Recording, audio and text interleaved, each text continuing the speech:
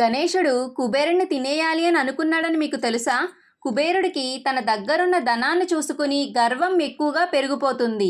తన ధనాన్ని అందరికీ చూపించుకోవాలని అందరికీ విందు భోజనం ఏర్పాటు చేసి మొత్తం దేవుళ్ళందరినీ పిలవడం మొదలుపెట్టాడు. ప్రతి ఒక్క దేవుడు వచ్చి కుబేరుడి ధనాన్ని చూసి ఆశ్చర్యపోయేవాళ్ళు. వాళ్ళ ముఖాలను చూసి కుబేరుడు ఎంతో ఆనందపడేవాడు. ఒకసారి శివుడికి కూడా తన ధనాన్ని చూపించాలి అని కైలాసానికి వెళ్లి పిలుస్తాడు. కానీ శివుడికి కుబేరుడి యొక్క గర్వం అర్థమయ్యి ఇతనికి బుద్ధి చెప్పాలి అని, అమ్మో, నేను నువ్వు పెట్టే భోజనాలు తినలేను కుబేరా, నా బదులు నా చిన్న కుమారుడు గణేశుడు వస్తాడు. గణేశుడు వస్తే మేము వచ్చినట్లే, నువ్వు అతని ఆకలి తీర్చు చాలు అని నవ్వుతూ అంటాడు. కుబేరుడు గణేశుణ్ణి చూసి నవ్వుకుని ఇతని ఆకలి చిటికలో తీర్చేస్తాను అని, సరే స్వామి అని గణేశుణ్ణి తీసుకుని వెళ్తాడు. గణేశుడికి కుబేరుడు తన ధనాన్ని బంగారాన్ని చూపిస్తూ ఉంటాడు. అప్పుడు గణేశుడు, ఇవి నాకెందుకు కుబేరా, ముందు భోజనం పెట్టు అని అంటాడు. కుబేరుడు, సరేలే, ముందు తిను, తర్వాత నా ధనాన్ని చూపిస్తాను, తర్వాత నువ్వు వెళ్ళి మీ తల్లిదండ్రులకు నా గొప్పతనం గురించి చెప్పు అని అంటాడు. గణేశుడు ముందు రకరకాల తిండి పదార్థాలు పెడతారు. ఒకేసారి అటు తిరిగి ఇటు చూసేలోపే మొత్తం భోజనం తినేస్తాడు. అలా పెడుతూనే ఉంటారు. గణేశుడు తింటూనే ఉంటాడు.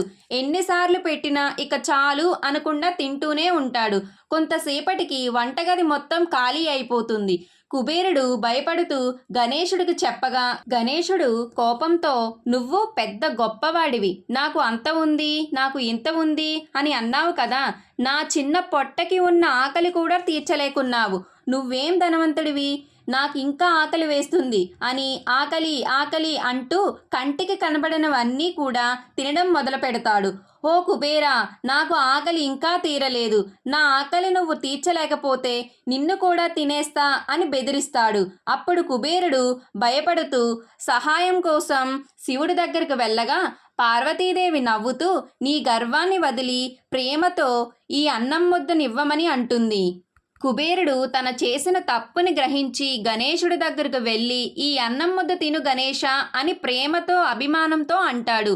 అది తినగానే అబ్బా, కడుపు నిండిపోయింది అని శాంతించి, ఇది ముందే ఇవ్వచ్చు కదా కుబేరా అని నవ్వుతూ మూషికుడి మీద కైలాసానికి వెళ్ళిపోతాడు.